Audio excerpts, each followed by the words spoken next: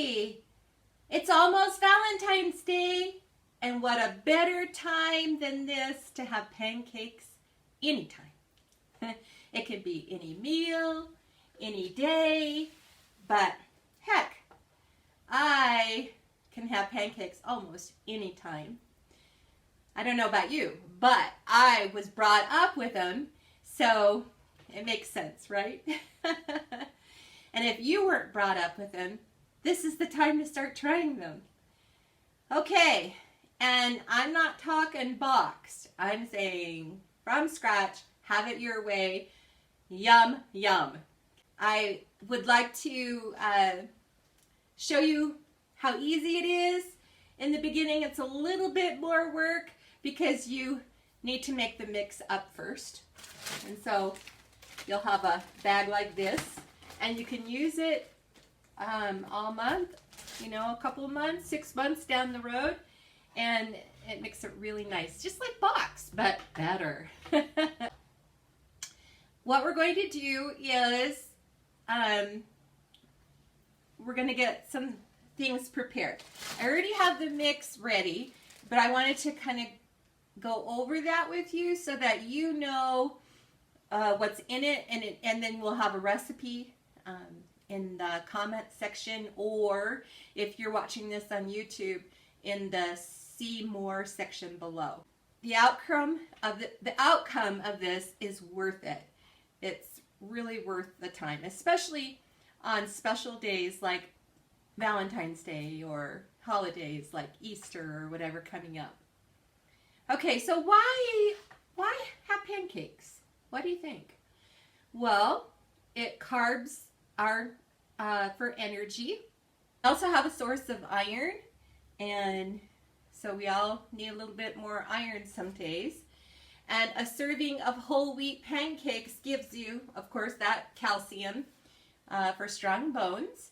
And you might not think of pancakes as a bone-building food, but it is. And watch your sugar, though. Pancakes can be way loaded with sugar if you let them. So try and watch what you're putting on top of them so that your pancakes are not a complete sugar bomb, okay? Feel free to use syrup, but try and maybe use just a tablespoon and then drizzle it on every little section of your pancake, and then use whole fruits to complement that syrup. Okay, it'll cut some of those calories, add some vitamins into your pancake dish, and or a quarter cup of syrup, you're looking at 216 calories and 50 grams of sugar. So remember in one of our lessons that we said 4 grams equals 1 teaspoon of sugar. So that's quite a bit. It's almost 10 to 11 teaspoons. So be careful of what you're doing as far as syrup and sugar and that type of thing, because those will contribute to obesity, type 2 diabetes, some heart disease. Okay, so it's important that we're trying to use that sparingly and use natural. Let's go get things together. Our mix is going to have 2 cups of flour. You can use whole wheat, white, whole wheat, regular, whatever you have on hand. Use what's in your pantry first. And then 2 cups of oat flour. And how you make the oat flour is you take some whatever oatmeal you have, if you have old-fashioned or quick or whatever, and you put it in a blender, blend it up to a flour consistency, and voila, you have oat flour. You don't have to buy it extra or anything. You can just do it up in your blender or your food processor. Then we're going to do 1 1/4 cups of instant dry milk. And that's there's powdered and then there's instant. Instant hits water and it just becomes milk instantly. The other one, you have to work it a little bit more, and you can use it in this recipe. Just know that when you're making it, you're going to have to mix and whisk a little bit longer. 1/4 cup of sugar or sugar substitute, and 1/8 cup of baking powder, 1 tablespoon of salt, and then we're going to put them all in a baggie like this. And then in order to make this, we're going to take, it's only going to make a few pancakes. I would think maybe 5 or 6 with 1.5 cups of this mix. So if you need to make 12, etc., then you need to make 3 batches, okay? Depending upon how big your family is. Okay, so we're gonna put 1.5 cups of our mix, and all right, and you're gonna let this sit. So do this very first thing when you're getting ready for work, or getting ready to go somewhere, or just getting your kids ready, or whatever you're doing, okay? So we're going to get this ahead, because what happens is the gluten in the pancakes starts to loosen up as it sits. So the more it's at room temperature, the more it loosens up, and that's what we want, because we want it to be able to rise. And if the glutens are really strong and stretched, they won't just billow up, and we want it to billow up, right? Okay, so then we're going to have the mix, and then we have a cup of water, because we already have our milk in there, if you remember. And then 3 tablespoons of oil, whatever you have, will work out just great. 1 egg yolk, okay, and then we're just going to mix that with our whisk.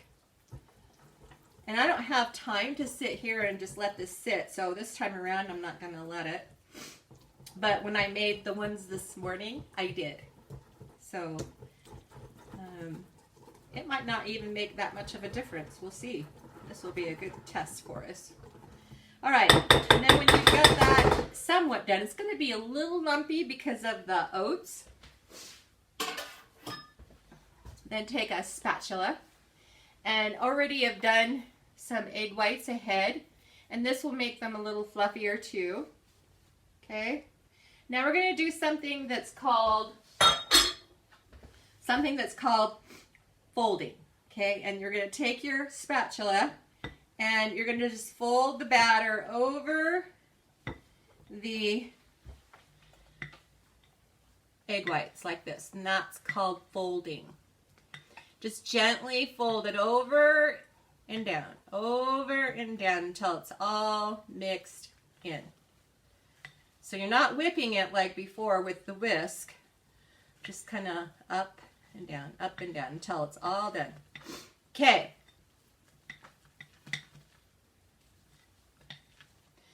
Then when you get that all folded in, what that looks like, it's just very thick and very fluffy, okay? And it looks like I still have a little bit of egg white in there. And you're going to put a little oil on a paper towel, even if you have a Teflon grill or a skillet, because we're just going to make sure that's oiled really nice so that our pancakes don't stick.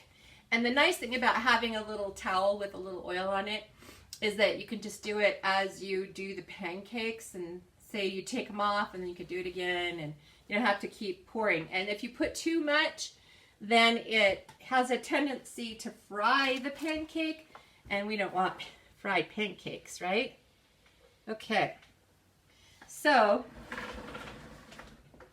here's our grill so you can see it. All right, then I've got some cookie cutters because of the holiday. It's kind of fun, and kids love things that are fun and artsy. So you could do it like in a little plastic bag and do some fun designs. You could do their initials. You could do Minnie Mouse or Mickey Mouse ears. Anything that your heart desires, you can do it. Okay, so, but I have learned that putting this on your grill doesn't always turn out to be the best looking.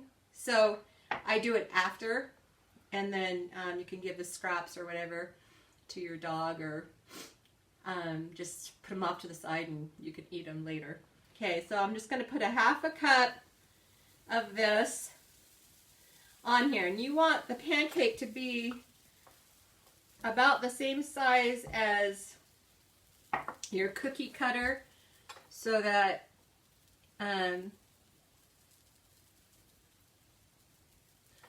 you can cut it and it will do well. So just kind of judge it and see what you think. And I have 2 cookie cutters sizes here, so I'll do 2 different kinds. And you can always use the bottom of your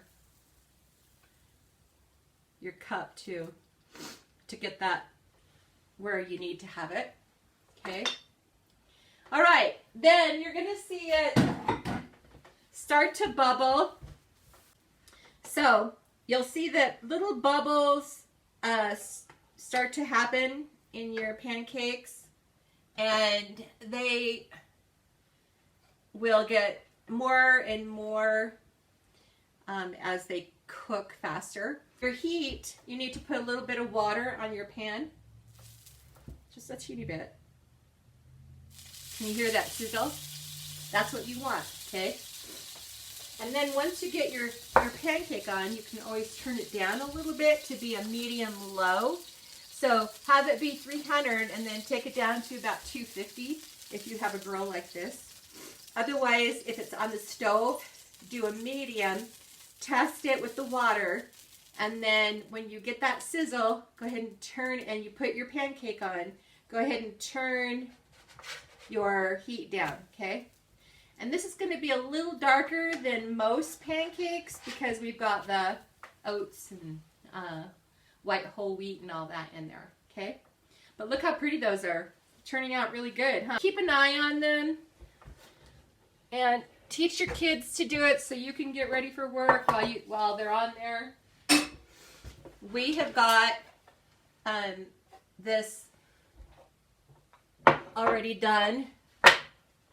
And take your cookie cutter, okay, and try and fit it on here however it will fit, and push it down and just do a little bit of back and forth, and then you've got these little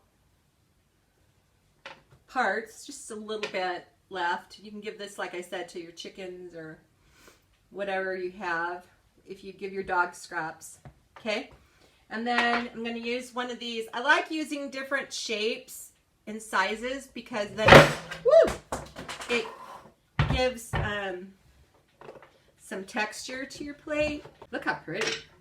Okay, so then we've got one here and one there, and there we go. Okay, so then we're going to arrange it on our plate and have some whole fruit with some bananas, and voila, there you go. Doesn't that look good? It is good, just so you know. And then when you've got it on your plate, let's say this is our plate, go ahead and bananas go brown really fast, and so I always have these little teeny cans of 7-Up, lemon lime, soda pop, and that soda pop, if you let your banana set in there for just a little bit, it'll keep them from going brown. And then you can kind of dish those out. Don't let them sit too long because otherwise they get mushy. We don't want them mushy. Just about, I would say, 2 minutes or so, just enough to get the lemon lime on those. And then let's go ahead and put some strawberries. If you have any of those wooden plates, that would be fun too. Okay. And then just kind of get that around. And then take your tablespoon of syrup and just kind of drizzle it. You don't have to have very much. So you can see I still have some left in here. And look at that. Have pancakes this Valentine's Day. Show the people that are around you how much you care about them and love them, and give them some hearts. It's just kind of fun. I love it. I always love doing this for my family. It just, I don't know. Just says that extra I love you. Not that they don't know that already, right? I have this knife, and this knife is a bread knife. I wanted to kind of show it to you. It's got these little teeth on the edge. Can you see the teeth? So that is like a tomato would do well with that, or bread, so it doesn't squish it. Okay. Then this is a smaller chef knife for maybe little hands, but this happens to be one of my favorite, and I have a bigger hand, so that's cool. And then this is a bigger chef knife. Okay. So choose which one you kind of like. I'm going to choose this one. And then I've cut some strawberries up because I wanted to show you a few things, different cuts and whatnot. And those cuts are being, of course, slicing things, types of mincing and dice, chop, and julienne. Okay, so let's start with slice first. And I've already got this sliced in half, and slicing it just means one slice, two slice. Keep your hands, you know, I teach the kids to do the bear in the cave, so it keeps your fingers out of the way, and then your thumb can, you know, help hold the food. Okay, so slicing looks like this, to where you've just got some slices, just like that. Okay, then we're going to chop. So chopping, we're just going to go ahead and slice one way, and then turn it, and we're going to go ahead and slice the other way, and that is chopping. Okay, and that's what that looks like, just little squares. Then mincing is where you go like the slicing. Okay, we're back to the basic. Okay, turn, we're going to go to the chopping. Okay, and then we're going to make them smaller. So we'll just kind of go through and take the point, make sure, kind of pretend that we have a little bit of glue on there, and just kind of go down and rock your knife and make these smaller, because minced means very small. Okay, so you would mince things like garlic or herbs and things like that. Okay, all right, then the next thing is julienne, and julienne is just sticks. So we're going to go to the slice, back to the slice again. So slice, slice, slice. Then I'm going to go ahead and open that slice up. Okay, this is one slice right here. And we're just going to make a stick out of it. Just like that. Okay? Just like that. So that's where you would julienne something. So just do your slices and make sticks, like carrot sticks, celery sticks, that type of thing. Okay, so those are it. We've got sliced in the very beginning of all of these, okay? Then we have chopped, minced, and julienne. Now, why is family mealtime so important? Why do we go through all of this work sometimes, right? Well, it's better nutrition. It's fun. Our children will get better grades and they will behave better. Family bonding. When we eat together at the table, we're talking, laughing, giggling, sometimes even arguing and crying, but it all adds up to bonding. Okay, so breakfast is important for a few reasons. It starts our day, it breaks the fast, it gives us the energy that we need to exercise all day long and move and think and recharge our body. It's an improved concentration when you eat breakfast throughout the day. And if you plan ahead, it makes for an easier morning. Okay? Don't hit the snooze button on your alarm, and make sure that you're getting up ahead so that if you didn't prepare, that you're able to get your breakfast going, or you have a fast, easy way to get that done. You could do smoothies, you could just do a granola bar if you needed to, a piece of fruit. You could already have some carrots and celery made up, and you can go out the door. Maybe a bag of popcorn already done up. Sticking to a routine is a little easier on your mornings if you have a routine that you are used to. Okay. I wanted to remind you to go ahead and remember to walk during the day when you get a chance. If you're on a lunch break, or if you have a break, or we've talked about parking farther away from things and walking in. Really important to get your body moving and feeling good for the day.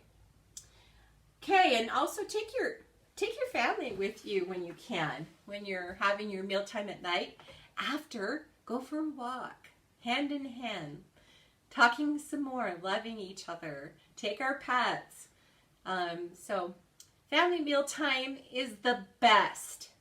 And enjoy it while you can, because when they leave home and they grow up, it gets a little bit on the lonely side. And it's really quiet. All that quiet you had wished for, you get. So make sure that you're enjoying your family while you can. It's so, so important. And then when they grow up and they have children, they'll remember how wonderful those family meal times or how crazy they were, and want to have them with their families. And so it's a domino effect. One thing causing another thing to happen. And that's what this is all about, is making things happen that are important to your family, to your health, and the lifestyle that you've chosen. Okay, well, this is Laurie Bates. Happy pancakes. Happy Valentine's Day. And I will see you next Wednesday. From my home to yours. Bye-bye.